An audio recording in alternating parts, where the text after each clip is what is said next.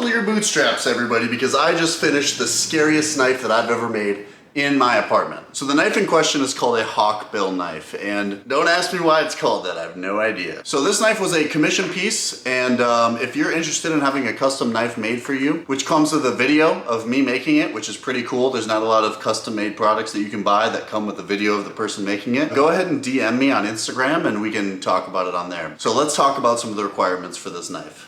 All right, so the fella that commissioned this knife had a few requirements for it. So number one, this knife is going to be used for stripping wire. So what does that mean? That means that it's got to have a really sharp edge and it's got to be very durable because wires are made of metal, metal on metal contact. If I'm not hardening the steel properly, that means that the edge is not going to hold up over time. So that's requirement number one.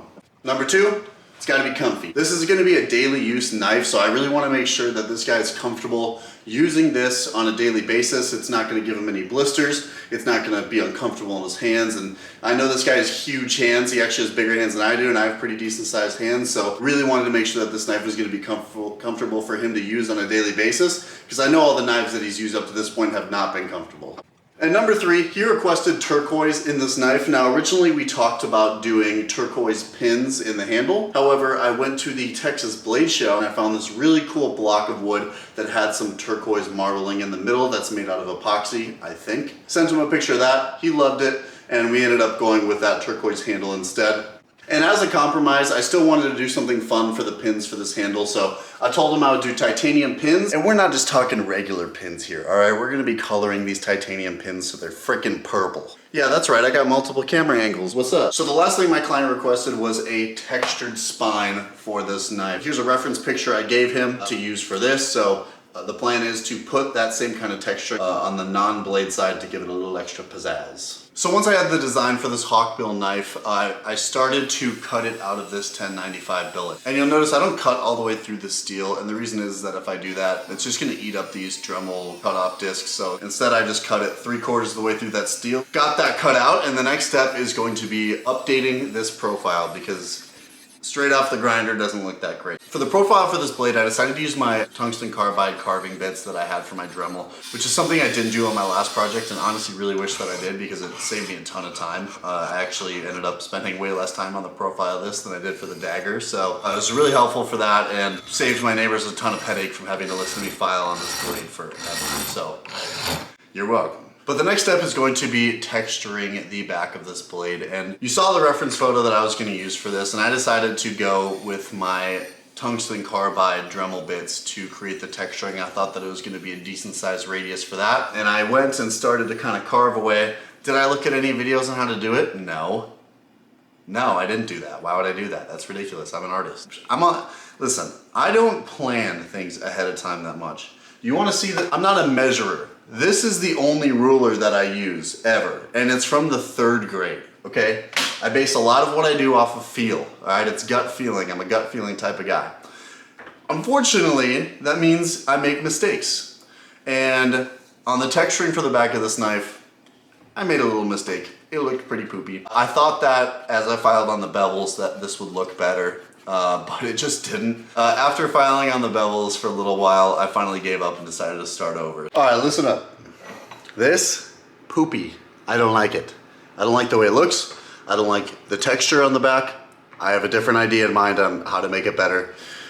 I'm gonna start over, but the good thing is I know what I did wrong and I know how to fix it, so hopefully that'll make the process more efficient. I did that same process, cut out the blade, profiled the blade. I got some sand drum discs for my Dremel, but ended up using those for the texturing on the back of the spine, and it looked way better the second time around. So hey, lessons learned. That knife, potentially a giveaway someday. Who knows what I'll do with it? So it's not all just negative, right? You gotta look at the positive in it. But once I got that texturing on that spine, it was time to start with the bevels. So to do the bevels, a lot of file work. I have a bastard cut file that I use, followed by a finer cut file. And I used a chainsaw file, which are round, to do the start of the bevel there down towards the handle. Once I had those bevels roughed out into shape, it was time to work on hand sanding. Yay, yay hand sanding.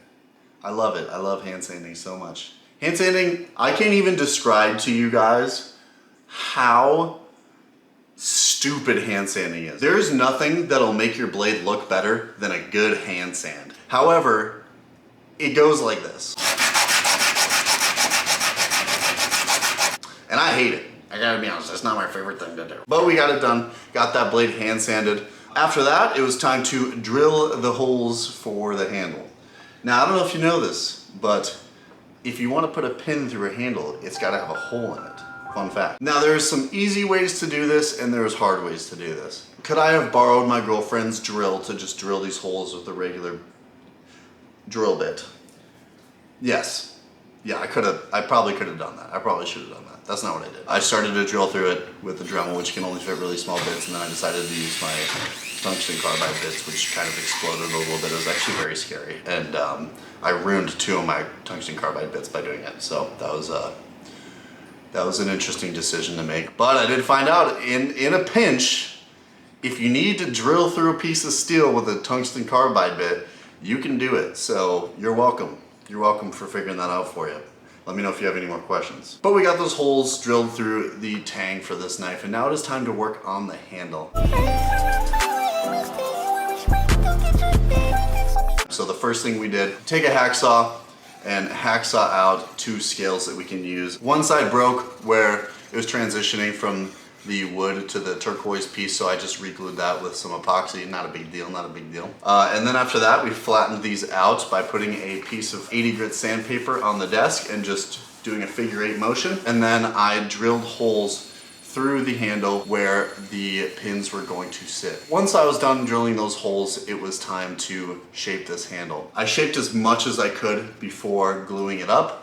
Simply because I didn't want to do a ton of hand sanding and shaping after it was attached. I used a ton of angles on this handle. I had a pretty steep back bevel and a bit of a shallower front bevel and a finger groove in there as well. I really wanted to make sure that this handle was as comfortable as possible, and I was constantly holding it and checking on it to make sure that it was the right grip and that it would fit well in his hand. I got that handle to rough shape, and then I decided to glue this handle onto the knife with no pins in it because I want the pins to be finished when I glue them in there. After gluing that up, there was a ton of epoxy everywhere, so I had to clean that up. I basically refinished the entire handle, and now it is time to work on the pins. If you don't know, titanium is a very hard steel to work with. I burned through 2 hacksaw blades doing this.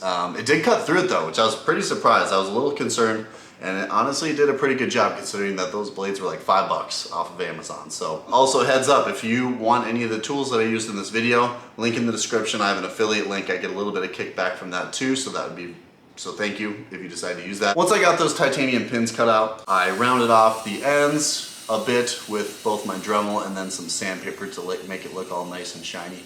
And once I had all 4 ends of those 2 pins rounded off, it was time to heat it up because titanium turns into really cool colors when you heat it up. Went over to the stove with my blowtorch, set those bad boys down on a cast iron pan, and just went to work. Just went to town on those guys. Got them to a nice, beautiful purplish blue color on all the sides of those pins. And at that point, they were ready to be fitted up to the handle. So a little bit of epoxy. I learned my lesson, didn't use nearly as much epoxy on these because I didn't need to. Wow.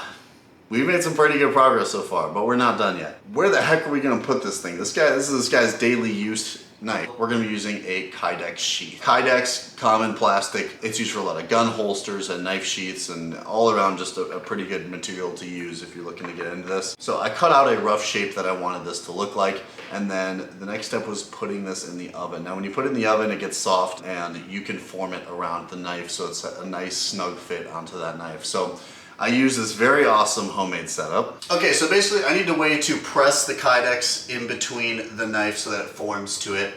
So I have 2 yoga mats here.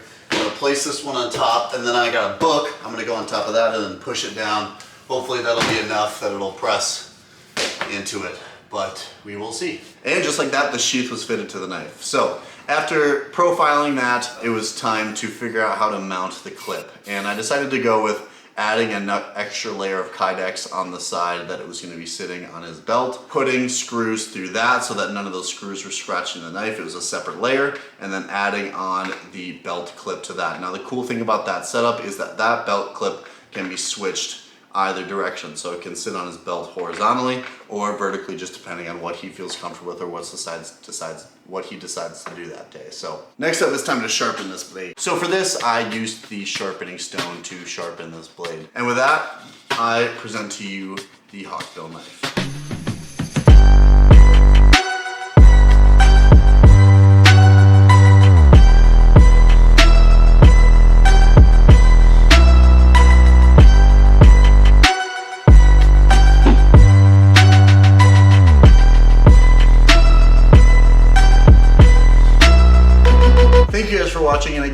interested in a custom piece, go ahead and DM me on Instagram. It's Bladesmith Brian on all platforms. Like and subscribe if you're interested in what my next project and adventure is gonna be. And if you are interested in getting into bladesmithing, go ahead and use those affiliate links if you'd like to find some materials that I found to be pretty reliable. I used in all these videos so you know that they work. So feel free to use those. I hope you guys have a good rest of your day, and I'll see you in the next video.